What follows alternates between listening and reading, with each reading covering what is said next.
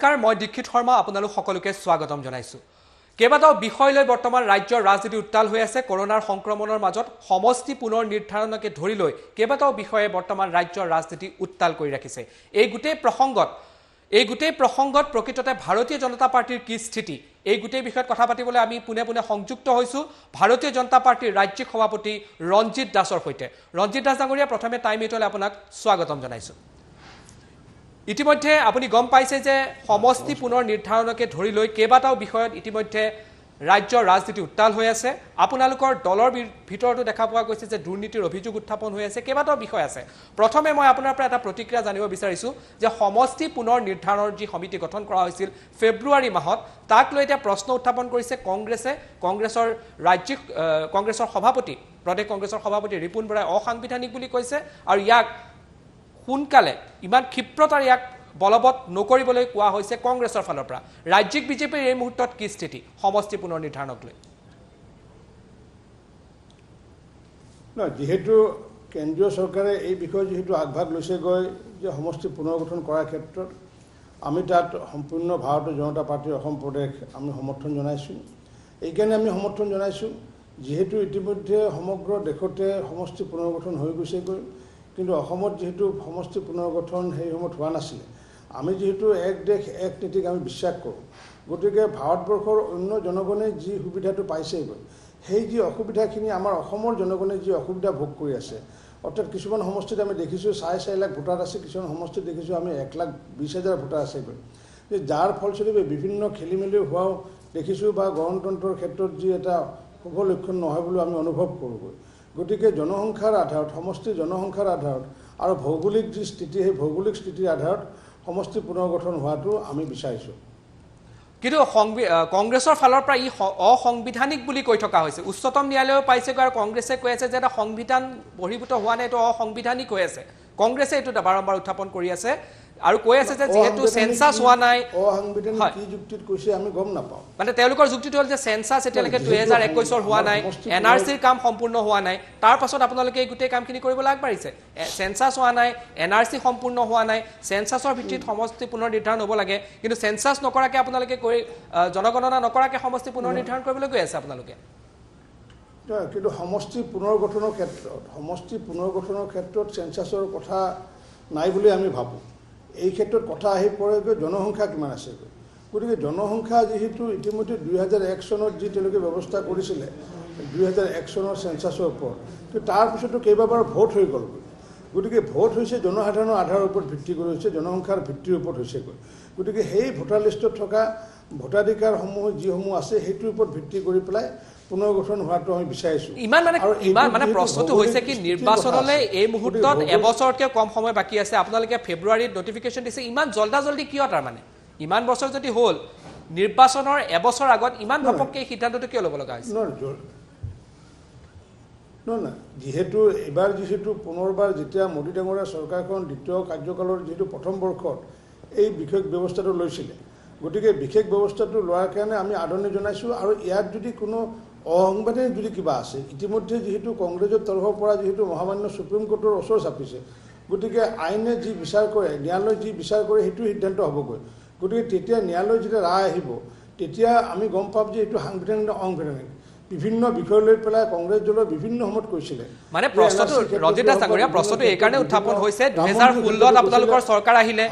2016ত আপোনালোকৰ চৰকাৰ আহিলে 4 বছৰ আপোনালোকে একো নকৰিলে ঘপককে ফেব্ৰুৱাৰী মাহত আপোনালোকে সমষ্টি পুনৰ নিৰ্ধাৰণৰ কথা কৈ দিলে কি হয়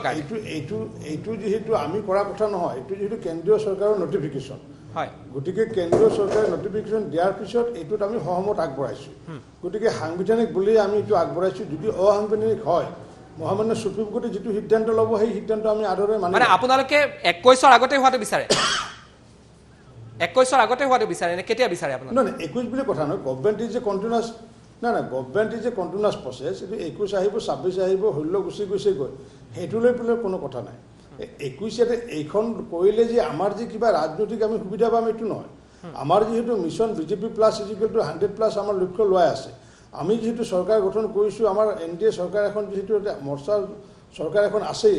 60টাতকৈ অধিক বিধায়ক যেহেতু ভাৰতীয় জনতা পাৰ্টি নিজৰ আছেই গতিকে এইখনে যে আমাক ৰাজনৈতিকভাৱে যে কিবা সুবিধা কৰিব সেইটো নহয় যাতে জনসাধাৰণে যাতে তেওঁলোকে ভোটাধিকাৰ তেওঁলোকে মনৰ মতন যাতে ভোটাধিকাৰ সাব্যস্ত কৰিব পাৰে সেই সুবিধাটো লাভ কৰাৰ স্বাৰ্থতে আমি এইটো সমৰ্থন জনাইছোঁ। কিন্তু আৰু এটা কৰিলে যে আমাৰ যে কিবা সংখ্যা বাঢ়িব বা কিবা সংখ্যা কমিব, আমাৰ এটা সংখ্যা নাবাঢ়ে এটা সংখ্যা নকমেও আমাৰ যি 100+ যি লোৱা হৈছে ফেব্ৰুৱাৰীৰ আগতে সিদ্ধান্ত লোৱা হৈছিলে, গতিকে সমষ্টি পুনৰ নিৰ্ধাৰণ হওক নহওক আপোনালোকে 100খন পাবই, সেইটোৱে ক'ব বিচাৰিছে। তাৰমানে সমষ্টি পুনৰ নিৰ্ধাৰণ হওক নহওক আপোনালোকে 100খন পাব। লক্ষ্য ৰাখিছোঁ হওক নহওক সেইটো লৈ আমাৰ এইটো পাৰ্টিৰ যিটো আমাৰ উদ্দেশ্য যে বিজেপি প্লাছ ইজিকুৱেল টু 100+ যিটো আমাৰ লক্ষ্য, সেই লক্ষ্যত আমি অতিক্ৰম হোৱাৰ কাৰণে চেষ্টা চলাইছোঁ। তাত পুনৰ্গঠন হ'লেও আমি পামগৈ আৰু পুনৰ্গঠন নহ'লেও আমাৰ সেই লক্ষ্যটো থাকিবগৈ আৰু আগন্তুক দিনত 2021ত নিশ্চিতভাৱে ভাৰতীয় জনতা পাৰ্টিৰ নেতৃত্বত চৰকাৰ আহিব, নিশ্চিত। হয়, আৰু এটা বিষয় মই আপোনাক সুধিব বিচাৰিছোঁ আৰু যিমান পাৰে সিমান স্পষ্টতাৰে যদি আপুনি উত্তৰটো দিব পাৰে ভাল লাগিব, কাৰণ এই কাৰণে যে এই লকডাউনৰ সময়ছোৱাত ৰাজনীতি কিন্তু প্ৰত্যেক ৰাজনৈতিক দলৰ ফালৰ পৰা হৈ থাকিলে। আমি কিছুদিনৰ পূৰ্বে এটা দেখুৱাইছিলোঁ যে কোন লকডাউনৰ সময়ত কোনে কি ৰাজনীতি কৰিলে কি নকৰিলে। এতিয়া প্ৰশ্নটো এইটো উত্থাপন হৈছে যে শাসকীয় আপোনালোকৰ দলৰ এজন বিধায়কেও দুৰ্নীতিৰ অভিযোগ নিজ দলৰ বিৰুদ্ধে উত্থাপন কৰিছিলে আৰু বিজেপিৰ ক্ষেত্ৰত দেখা পোৱা গৈছে যে কৃষক কল্যাণ আঁচনিৰ পৰা বিভিন্ন ক্ষেত্ৰত দুৰ্নীতিৰ অভিযোগ বিগত সময়ছোৱাত উত্থাপন হৈছে। মোৰ প্ৰশ্নটো আপোনালৈ এইটোৱেই যে বিজেপিৰ ৰাজ্যিক সভাপতিলৈ প্ৰশ্নটো এইটোৱেই, ক'ৰবাত নহয় ক'ৰবাত বিজেপিয়ে দুৰ্নীতিৰ বিষয়টোক কিছু আপোচ কৰিবলগীয়া হৈছে নেকি? নাই, দুৰ্নীতিৰ বিষয়ে আমি আপোচ কৰা নাই, এতিয়াও কৰা নাই, আগন্তুক দিনতো নকৰোঁ। আমি আজি পুনৰবাৰ আপোনালোকক দোহাৰিছোঁ যে দুৰ্নীতিত যদি কোনোবা ব্যক্তি ভাৰতীয় জনতা পাৰ্টিৰ মন্ত্ৰী হওক, বিধায়ক, কাৰ্যকৰ্তা হওক, যদি কোনোবা জড়িত আছে তেওঁলোকৰ বিপক্ষে মাননীয় মুখ্যমন্ত্ৰীলৈ লিখক। আমাৰ চৰকাৰৰ যি এজেঞ্চি আছে এজেঞ্চিয়ে এনকুৱাৰী কৰিব, নতুবা মোৰ দলৰ যদি কাৰ্যকৰ্তা হয় মোলৈ লিখক, আৰু যদি মোকো লিখিব টান পায়, মুখ্যমন্ত্ৰী টান পায়, তেতিয়াহ'লে পোনপটীয়াকৈ থানাত FIR দিয়ক, আৰু FIR দিয়াৰ পিছত আমাৰ দলৰো যদি কোনোবা থাকে ব্যক্তি কনভিক্ট হ'লে তেতিয়াহ'লে আমি যিসকলে এজাহাৰ দিয়ে সেই এজাহাৰকাৰীসকলকে আমি একোখনকৈ ফুলাম গামোচা। আপোনালোকৰ দলৰ বিধায়ক মই স্পষ্টকৈ সুধিছোঁ আপোনালোকৰ দলৰ বিধায়ক শিলাদিত্যদেৱে গুৰুতৰ অভিযোগ আপোনালোকৰ দলৰ বিৰুদ্ধে উত্থাপন কৰিছে। যি বিধায়কে দুৰ্নীতিৰ কথা কৈছে, যি বিধায়কে দুৰ্নীতিৰ কথা কৈছে সেই বিধায়কক স্পষ্ট ৰূপত জনাই দিয়া হৈছে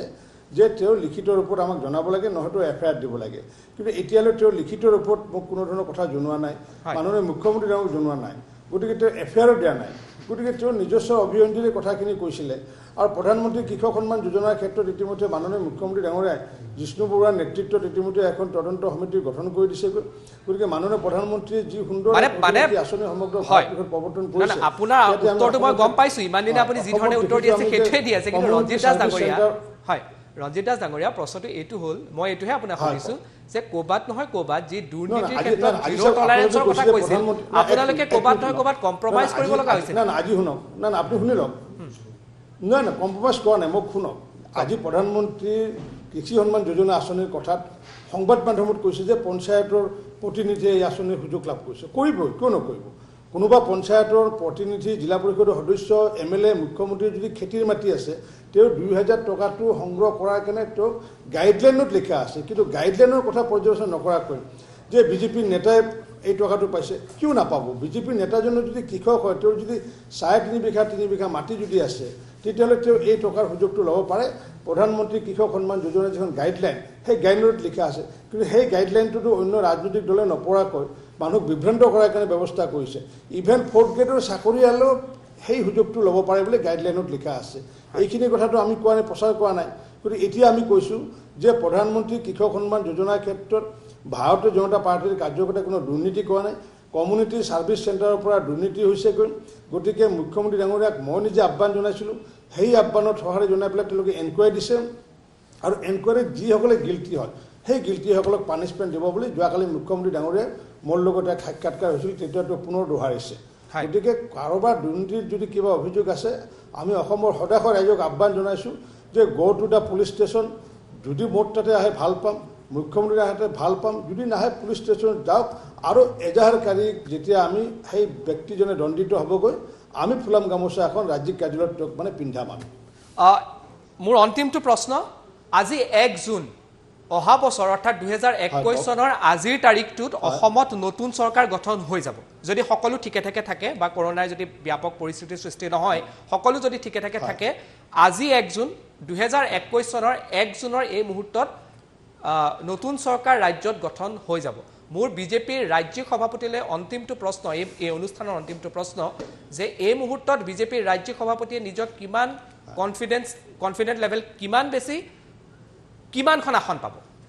100খনটো আপোনালোকে লক্ষ্য ৰাখিছে কিমান আসন পাব বুলি আপুনি এই মুহূৰ্তত ক'ব পাৰিব আজিৰ পৰা এটা আমি ইতিমধ্যে কাম আৰম্ভ কৰিছোঁ যে আজিৰ পৰা অহা 30 জুনৰ ভিতৰত 50 লাখ পৰিয়ালক আমি ব্যক্তিগতভাৱে সম্পৰ্ক স্থাপন কৰিম ভাৰতীয় জনতা পাৰ্টিৰ কাৰ্যকৰ্তাই সম্পৰ্ক স্থাপন কৰি পেলাই মাননীয় প্ৰধানমন্ত্ৰী ডাঙৰীয়াৰ যিখিনি উপলব্ধি যিখিনি কাম কাজ আৰু মাননীয় সোণোৱাল চৰকাৰৰ কাম কাজৰ বিষয়ে অসমৰ 50 লাখ পৰিয়ালক আমি গৈ পেলাই অৱগত কৰিম দ্বিতীয়টো হৈছে কি আমি এতিয়াৰ পৰা আমি ডিজিটেলি আমি আগবঢ়া সিদ্ধান্ত লৈছোঁ ডিজিটেলি কেম্পিং আজিৰ পৰা ষ্টাৰ্ট হৈছেগৈ আনকি আমি এতিয়া ভিডিঅ' কনফাৰেন্সটো আমি ইতিমধ্যে কৰিছোঁ আগন্তুক দিনত আমি ভাৰ্চুৱেল ৰেলী কৰাৰ কাৰণে সিদ্ধান্ত লৈছোঁ ভাৰ্চুৱেল ৰেলী মানে হৈছে কি মঞ্চ থাকিব তাত স্পীকাৰ থাকিব কিন্তু সন্মুখত দেখি তাত কোনো মানুহ নাথাকিব ফেচবুক লাইভৰ জৰিয়তে আমি আগন্তুক দিনত 6টা ডাঙৰ ৰেলী অসমত হ'বগৈ আৰু সম্ভৱতঃ প্ৰথম ৰেলীখন মাননীয় ৰাষ্ট্ৰীয় সভাপতি JP নাড্ডা ডাঙৰীয়া অসমত আহি পেলাই ভাৰ্চুৱেল ৰেলী প্ৰথমখন ৰেলী তেওঁ সম্বোধন কৰাৰ সম্ভাৱনা আছেগৈ গতিকে ভাৰ্চুৱেল ৰেলীৰ জৰিয়তে ডিজিটেলি মেন টু মেন কণ্টেক্টৰ জৰিয়তে আমি সম্পৰ্ক স্থাপন কৰিম যিহেতু 8 মাহ বাকী আছে আৰু নিশ্চিত ৰূপত আগন্তুক দিনত 2021ত ভাৰতীয় জনতা পাৰ্টিৰ নেতৃত্বত চৰকাৰ গঠন হ'বগৈ এইটো নিশ্চিত কিমান আসন পাব আসন কিমান পাম বুলি ভাবিছে এইটো অসমৰ ৰাইজে যিমান আশীৰ্বাদ বেছি দিব সিমান সংখ্যা বেছি বাঢ়িব অসমৰ ৰাইজে যদি আশীৰ্বাদ কৰবাত দিওঁতে যদি ভুল হয় বা কৰবাত যদি আমাৰ ওপৰত যদি ৰাগ খঙৰ কাৰণে যদি কৰবাত কমকৈ ভোট দিয়ে তেতিয়া হয়তো 2 এখন কমিব পাৰে কিন্তু মোৰ অসমৰ ৰাইজৰ ওপৰত বিশ্বাস আছেগৈ অসমৰ ৰাইজক যিহেতু আজিলৈ প্ৰতাৰণা কৰা নাই মোদী ডাঙৰীয়া সৰ্বানন্দ সোণোৱাল ডাঙৰীয়াই বা অসমৰ মন্ত্ৰী বিধায়ক সাংসদসকলে গতিকে অসমৰ ৰাইজক যি প্ৰতিশ্ৰুতি দিছিলোঁ গড় হত্যাকে আদি কৰি বেদখলকাৰীকে আদি কৰি পেলাই যিমান অসমৰ সমস্যা আছিলে সত্ৰ বেদখলকে আদি কৰি প্ৰতিটো বিষয়তে আমি সফলতা লাভ কৰিছোঁ আজি কৃষকৰ ক্ষেত্ৰত মহিলাৰ ক্ষেত্ৰত শ্ৰমিকৰ ক্ষেত্ৰত আজি আমি সংগঠিত শ্ৰমিক অসংগঠিত শ্ৰমিককো আমি আৰ্থিকভাৱে সহায় কৰাৰ কাৰণে ব্যৱস্থা কৰিছোঁ কিন্তু আগন্তুক দিনত আমাৰ এটা শ্লোগান থাকিব আত্মনিৰ্ভৰ ভাৰত আৰু আত্মনিৰ্ভৰ যি অসম আত্মনিৰ্ভৰ ভাৰত আৰু আত্মনিৰ্ভৰ অসম শ্লোগানৰ জৰিয়তে আগন্তুক দিনত অসমৰ মানুহৰ লগত সম্পৰ্ক স্থাপন কৰিম আমি বিশ্বাসী যে আমাৰ 42 লাখ কাৰ্যকৰ্তাই প্ৰতিগৰাকী অসমৰ ভোটাৰ ৰাইজৰ পৰা আশীৰ্বাদ বিচাৰিব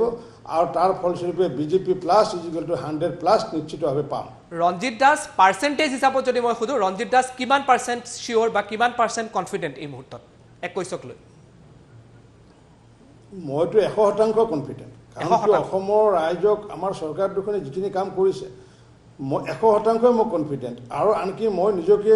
মানে গৌৰৱবোধ কৰিছোঁ মই সৌভাগ্যৱান হিচাপে মই নিজকে অনুভৱ কৰিছোঁ এই চৰকাৰ দুখনৰ লগত কাম কৰি পেলাই আৰু এই চৰকাৰ দুখনৰ লগত ভাৰতীয় জনতা পাৰ্টিৰ কথা যিহেতু জড়িত আছে সেই দলৰ নেতৃত্ব গ্ৰহণ কৰি পেলাই সেই দলৰ সভাপতি হিচাপে মই নিজে গৌৰৱ অনুভৱ কৰিছোঁ আজিলৈ কোনো একাষাৰ কথা ক'বলগীয়া হোৱা নাই চৰকাৰ দুখনে অসমৰ আশা আকাংক্ষা মানুহৰ যিখিনি আছিলে সেইখিনি লৈ পেলাই তেওঁলোকে ইতিমধ্যে সফলতাৰে পাৰ কৰিছে thanks to the Modi government thanks to the Sonowal government হয় ৰঞ্জিত দাস ডাঙৰীয়া ইমান সময় আপুনি টাইম এইটক দিলে তাৰ বাবে ধন্যবাদ জনাইছোঁ আৰু খুব স্পষ্টতাৰে আপুনি গোটেই প্ৰশ্নকেইটাৰ উত্তৰ দিলে ধন্যবাদ জনাইছোঁ এয়া আছিল বিজেপিৰ ৰাজ্যিক সভাপতি ৰঞ্জিত দাস 100% কনফিডেন্ট যে চৰকাৰ তেওঁলোকৰে হ'ব আৰু প্ৰস্তুতি ইতিমধ্যে আৰম্ভ কৰিছে 21ৰ বাবে দুৰ্নীতিৰ ক্ষেত্ৰত ক'বাত নহয় ক'বাত যি তেওঁলোকৰ বিৰুদ্ধে আপোচ কৰাৰ অভিযোগ উত্থাপন হৈছিল সেই অভিযোগো তেওঁ পিছে সম্পূৰ্ণৰূপে নচ্ছাত কৰিছে যে দুৰ্নীতিৰ ক্ষেত্ৰত কিন্তু কোনো ধৰণৰ আপোচ নহব সমষ্টি পুনৰ নিৰ্ধাৰণক লৈ যি ৰাজনীতি আছে তাকো লৈ তেওঁৰ স্থিতি স্পষ্ট যে সমষ্টি পুনৰ নিৰ্ধাৰণ কৰিবৰ বাবে তেওঁৰ দল আৰু চৰকাৰ প্ৰতিজ্ঞাবদ্ধ টাইম এইটৰ বিশেষ অনুষ্ঠানৰ পৰা মই ডিকেট শৰ্মা বিদায় লৈছোঁ ধন্যবাদ নমস্কাৰ